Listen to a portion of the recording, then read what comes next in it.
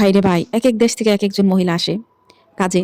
এক একজনের দেশ, একজনের জামালপুর, একজনের রংপুর, একজনের দিনাজপুর, একজনের সিরাজগঞ্জের, একজনের রাজশাহী, মানে এক একজন এক এক দেশের। কিছু কিছু মানুষের ভাষা শুনলে, আপনি ভাষা শুনলেই আপনি বুঝতে পারবেন না যে সে কি বলতেছে। সেদিন আমার বলতেছে, মামি আমি একে বিছামু, আমি এই কাগজটা নেই।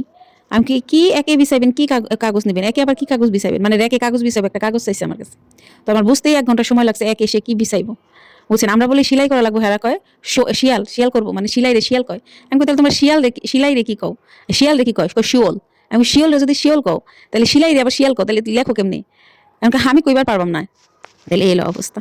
এক এক দেশের ভাষা এক এক রকম সৌন্দর্য, আবার শুনতে সেই ভালো লাগে। ওরে নিয়ে ওই কথাই বলতে পারে না, ওর নাম শাবানা। গোডাউনে যদি ওই কথা বলতে নয়, ওরে নিয়ে হাসতে হাসতে এক একজনের পেট ব্যথা হয়ে যায়। ওর কথা বোঝাই যায় না, ওই কি যে বলে কেউ বোঝে না। আবার আরেকজনের হচ্ছে বাড়ি হচ্ছে আপনার বগুড়া। বগুড়ার ভাষা তো আরও কয় বুটেরা কয় ভুট্টা ভুট্টা দিবার দিব। বুঝছেন, এলো অবস্থা। তো সারাক্ষণ আবার একজনের লোক একজনের ঝগড়া লাগে, এই গ্রুপ থেকে ওই গ্রুপে যায়, ওই গ্রুপ থেকে এই গ্রুপে যায়, মিলামিশা থাকে না।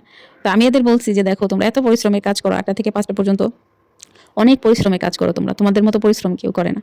তোমরা না এত কথা না হইলে সবসময় পড়বা আস্তাগফিরুল্লাহ সুবহানাল্লাহি ওয়া বিহামদিহি, কথাই শোনে না। কেউ কেউ পড়ে, কিছু কিছু খালার আছে অনেক ভালো, বেশি কথা বলে না, কাজ কাম করে, দরুদ পড়ে। আবার কয়েকটা আছে এত পেঁচাল পারে, মুখের ভিতরে টেপ লাগাই রাখতে বলি, মাঝে মাঝে বলি ওর মুখে টেপ মার, তাও পেঁচাল পারে। কি করবো, মুখ কাম আগায় না, কথা না কইলে একটা না কাজ করতে পারি না।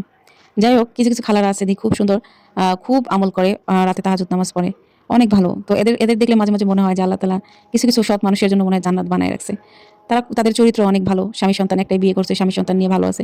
স্বামী অভাবে আছে, তারপরেও স্বামীরে কামাই করে খাওয়ায়। কখনো স্বামীর সাথে বেশি খারাপ ব্যবহার করে না। তারপরে সন্তানদের মানুষ করার চেষ্টা করছে। মানে তাদের শুকরিয়া করে, আল্লাহর শুকরিয়া করে, মানুষের ধার ধারে না, সৎ কামাই খায়।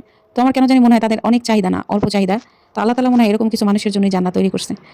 আবার কিছু মানুষ দেখি, আমি এমনও দেখি যে এত কথা বলে, মানে কোনো কিছুতে শুকরিয়া নাই।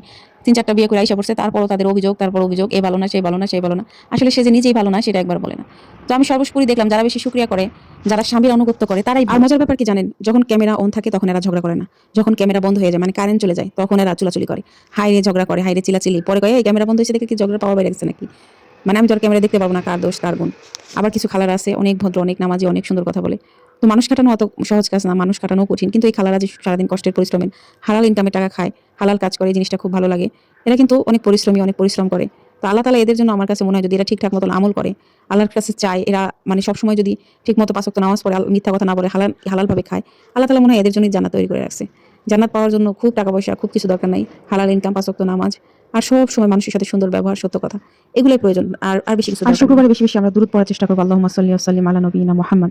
সব সময় শুক্রবারে বেশি দুরূদ পড়ার চেষ্টা করব, আল্লাহ তাআলা আমাদের উপর রহমত বর্ষিত করবে ইনশাআল্লাহ। দুরূদ পড়ায় কখনো কৃপণতা করব না, সব সময় পড়ব আল্লাহুম্মা সাল্লি ওয়া সাল্লিম আলা নবিয়িনা মুহাম্মদ।